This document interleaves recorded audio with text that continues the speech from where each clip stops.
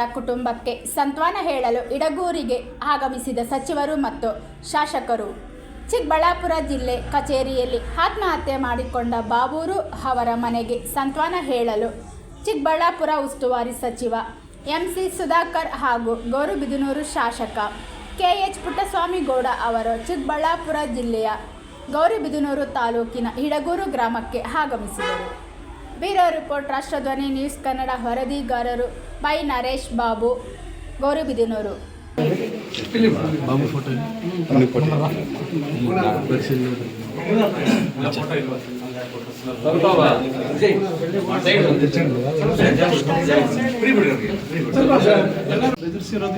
ಏನೋ ಆಗಿದೆ ಸರ್, ಪ್ರೈಲಾನ್ ಮಾಡ್ಕೊಂಡನಲ್ಲ ಸರ್, ಏನೋ ಪ್ರಾಬ್ಲಮ್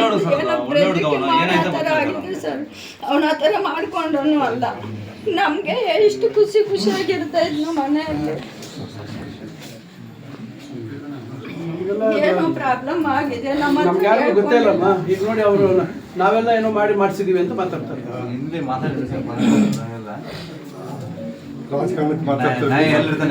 ನೋಡಿ, ನಾನು ಈ ಹುಡುಗನು ನೋಡಿಲ್ಲ, ಆ ಹುಡುಗನು ನೋಡಿಲ್ಲ. ನಮ್ಮ ಹತ್ರ ಏನೋ ಪಾಪ ಬಂದು ಇಲ್ಲ ಹೇಳ್ತಾ ಇದ್ರು, ಒಂದ್ ಸ್ವಲ್ಪ ಈ ತರ ಅಂದ್ರೆ ನಮ್ಗೆ ಗೊತ್ತಿದ್ರು, ಏನಾದ್ರು ಸಾಲ ಮಾಡಿಬಿಡೋದಾಯ್ತು, ನಮ್ಮ ವಿಚಾರನು ಸ್ವಲ್ಪ ಸೂಕ್ಷ್ಮ ಗೊತ್ತಿದ್ರು ಕರಿಬೋದಾಯ್ತು ಪಾಪ ಅಂತ ಹೇಳ್ತಾ ಇದ್ರು.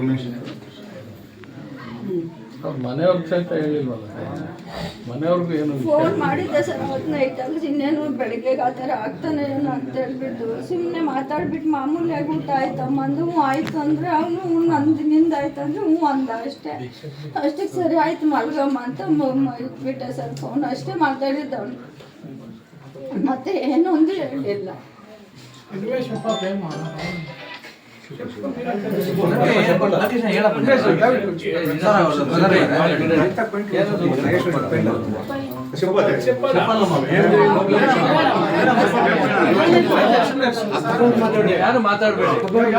ನನಗೆ ಬೆಂಗಳೂರಿನಲ್ಲಿ ಮಾಧ್ಯಮದವ್ರು ಕೇಳಿದಾಗ ಕೂಡ ಅವತ್ತೇ ಹೇಳಿದ್ದೀನಿ ಸ್ಪಷ್ಟವಾಗಿ, ಈ ರೀತಿ ನಮ್ಮ ಗಮನಕ್ಕೆ ಬಂದಿದೆ ಮತ್ತು ಅದನ್ನು ಯಾವುದೇ ಕಾರಣಕ್ಕೂ ತನಿಖೆ ಮಾತ್ರ ನಾವು ಯಾವುದೇ ರೀತಿ ವ್ಯತ್ಯಾಸ ಆಗದ ರೀತಿಯಲ್ಲಿ ನಿಷ್ಪಕ್ಷಪಾತವಾಗಿ ಪಾರದರ್ಶಕವಾಗಿ ಮಾಡ್ತೀವಿ ಅಂಥೇಳಿ ಅವರು ಒಬ್ಬ ಲೋಕಸಭಾ ಸದಸ್ಯರ ಹೆಸರನ್ನು ಉಲ್ಲೇಖ ಮಾಡಿದ್ದಾರೆ ಅಂಥೇಳಿ ಅವರು ಪ್ರಸ್ತಾಪ ಮಾಡಿದಾಗ, ಯಾರಾದರೂ ಆಗಲಿ ಲೋಕಸಭಾ ಸದಸ್ಯರ ಹೆಸರಿರಲಿ ಮತ್ತೊಬ್ಬರ ಹೆಸರಿರಲಿ, ಅವರು ಮನೆಯವರು ಏನು ದೂರು ಕೊಡ್ತಾರೆ ಆ ದೂರಿನಂತಲೇ ಪೊಲೀಸ್ನವರು ಕೆಲಸ ನಿರ್ವಹಿಸ್ತಾರೆ ಅಂತಕ್ಕಂಥ ಮಾತನ್ನು ನಾನು ಆ ಸಂದರ್ಭದಲ್ಲಿ ಹೇಳಿದ್ದೀನಿ.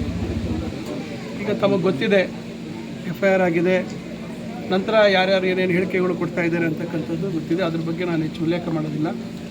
ಈಗ ಸರ್ಕಾರದಿಂದ ಮತ್ತು ಸಮಾಜ ಕಲ್ಯಾಣ ಇಲಾಖೆಯಿಂದ ಈಗೇನು ಅಟ್ರಾಸಿಟಿ ಒಂದು ಮೊಕದ್ದಮೆ ಆಗಿದೆ, ಅದರಂತೆ ಏನೇನು ಅವರಿಗೆ ನ್ಯಾಯ ಒದಗಿಸ್ಕೊಡುವಂಥದ್ದು ಆಗ್ತಾಯಿದೆ ಮತ್ತು ಅವರ ಶ್ರೀಮತಿಯವರಿಗೆ ಏನು ನಮ್ಮ ಕಾನೂನಲ್ಲಿ ಏನು ಅವಕಾಶ ಇದೆ ಅದರಂತೆ ಅವರಿಗೆ ಒಂದು ಉದ್ಯೋಗ ಕೊಡುವಂಥದ್ದಕ್ಕೂ ಅವಕಾಶ ಇದೆ ಅಂತೇಳಿ ಹೇಳ್ತಾ ಇದ್ದಾರೆ. ಅದಕ್ಕೂ ಕೂಡ ಈಗ ನಮ್ಮ ಜಿಲ್ಲಾಧಿಕಾರಿಗಳಿದ್ದಾರೆ, ನಮ್ಮ SP ಅವರಿದ್ದಾರೆ, ನಮ್ಮ ಗೌರಿಬಿದನೂರಿನ ಸ್ಥಳೀಯ ಶಾಸಕರು ಪುಟ್ಟಸ್ವಾಮಿಗೌಡರು ಇವತ್ತು ನಮ್ಮ ಜೊತೆಯಲ್ಲಿ ಬಂದಿದ್ದಾರೆ. ನಾವೆಲ್ಲರೂ ಅವ್ರಿಗೆ ಭರವಸೆ ಕೊಟ್ಟಿದ್ದೀವಿ, ಕಾನೂನು ವ್ಯಾಪ್ತಿಯಲ್ಲಿ ಏನೇನು ನಿಮಗೆ ಸಹಾಯ ಮಾಡೋಕ್ಕಾಗುತ್ತೆ ಅವೆಲ್ಲ ನಾವು ಮಾಡಿಸ್ಕೊಡುವಂಥ ಜವಾಬ್ದಾರಿ ನಮಗಿದೆ ಅಂತ ಹೇಳಿದ್ದೀವಿ. ಮತ್ತು ನಟೇಶ್ ಅಂತಕ್ಕಂಥ ಹುಡುಗ ಈಗ ಅವರು ಮಾತಾಡಿದ್ರು, ಅವರು ಬಾಬು ಅವರಿಗೆ ಸಾಲದ ರೂಪದಲ್ಲಿ ಅವರು ಅಕೌಂಟ್ ಮುಖಾಂತರನೇ ಕೊಟ್ಟಿರ್ತಕ್ಕಂಥ ದಾಖಲಾತಿಗಳಿದ್ದಾವೆ. ಅವರು ಸಾಲ ಕೊಟ್ಟಿರೋಂಥ ಅವರು ಏನು ಇವರು ಉದ್ಯೋಗ ಆಮಿಷವನ್ನು ಒಡ್ಡಿ ಅವರು ಇವರಿಂದ ಹಣ ಪಡೆದು ಇವತ್ತು ಈ ಪರಿಸ್ಥಿತಿಗೆ ಕಾರಣ ಆಗಿದೆ. ಅವರು ಪಾಪ ಭಾಳ ನೋವಿನಲ್ಲಿದ್ದಾರೆ. ಅದರಲ್ಲೂ ಕೂಡ ಉಲ್ಲೇಖ ಮಾಡಿದ್ದಾರೆ, ಬಾಬು ಅವರು ಪಾಪ ಸಾಯ್ತೀವಿ ಅಂತ ತೀರ್ಮಾನ ಮಾಡಿದರೂ ಕೂಡ ವಾಸ್ತವಾಂಶ ಏನೇನು ನಡೆದಿದೆ ಅಂತಕ್ಕಂಥದ್ದನ್ನು ಪತ್ರದಲ್ಲಿ ಯಾರು ಹಣ ಕೊಟ್ಟಿದ್ದಾರೆ ಅಂತಕ್ಕಂಥದ್ದು ಉಲ್ಲೇಖ ಮಾಡಿದ್ದಾರೆ. ಬಹುಶಃ ಅದು ಅವರಲ್ಲಿರ್ತಕ್ಕಂಥ ದೊಡ್ಡ ಗುಣ. ಯಾಕಂದರೆ ಇವತ್ತು ಅವರೇನಾದರೂ ಆ ರೀತಿ ಬರದೇ ಇದ್ದ ಪಕ್ಷದಲ್ಲಿ ನಟೇಶ್ ಅವ್ರಿಗೂ ಇವತ್ತು ನ್ಯಾಯ ಒದಗಿಸ್ಕೊಡುವಂಥದ್ದಕ್ಕೂ ಸಾಧ್ಯ ಆಗ್ತಾಯಿಲ್ಲ. ಈಗ ಅವ್ರಿಗೂ ಕೂಡ ಧೈರ್ಯ ತಗೊಳ್ಳಿ, ನಾವಿದ್ದೀವಿ. ಪೊಲೀಸ್ ಇಲಾಖೆಯವರು ತನಿಖೆಗೆ ಕರೀತಾರೆ. ತನಿಖೆ ಮಾಡುವಂಥ ಸಂದರ್ಭದಲ್ಲಿ ಏನು ಅವ್ರಿಗಿರ್ತಕ್ಕಂಥ ಮಾಹಿತಿ, ಅವರು ಹಣ ವರ್ಗಾವಣೆ ಮಾಡಿರ್ತಕ್ಕಂಥದ್ದು, ಇವೆಲ್ಲವನ್ನು ಪೊಲೀಸ್ ತನಿಖೆ ಸಂದರ್ಭದಲ್ಲಿ ಅದನ್ನು ಒದಗಿಸ್ಕೊಡಿ ಅಂತಕ್ಕಂಥದ್ದು ಕೂಡ ನಾವು ಅವ್ರಿಗೆ ಹೇಳಿದ್ದೀವಿ. ಒಟ್ಟಾರೆಯಾಗಿ ಇದು ಆಗಬಾರ್ದಂಥ ವಿಚಾರ. ಎಲ್ಲೂ 2 ವರ್ಷ 3 ತಿಂಗಳಿಂದ ನಾನು ಜಿಲ್ಲಾ ಉಸ್ತುವಾರಿ ಸಚಿವನಾಗಿದ್ದೇನೆ. ಹಲವಾರು ಬಾರಿ ನಾವು ಜಿಲ್ಲಾಧಿಕಾರಿಗಳ ಕಚೇರಿಯಲ್ಲಿ ಲಭ್ಯ ಇರ್ತಿದ್ದೆ. ಜಿಲ್ಲಾ ಪಂಚಾಯಿತಿ ಸಭಾಂಗಣದಲ್ಲಿ ಹಲವಾರು ಸಭೆಗಳನ್ನು ಮಾಡ್ತಾಯಿದ್ವಿ. ಎಲ್ಲೂ ಪಾಪ ಬಾಬು ಅವರಾಗ್ಬೋದು, ಅವರ ಸೋದರ ಆಗ್ಬೋದು, ನಮಗೆ ಈ ರೀತಿ ಅನ್ಯಾಯ ಮಾಡಿದ್ದಾರೆ, ನಮಗೆ ನ್ಯಾಯ ಕೊಡಿ ಅಂತ ಎಲ್ಲೂ ಬಂದು ನಮಗೊಂದು ಮಾತು ಕೂಡ ಅವ್ರು ಹೇಳಿರಲಿಲ್ಲ.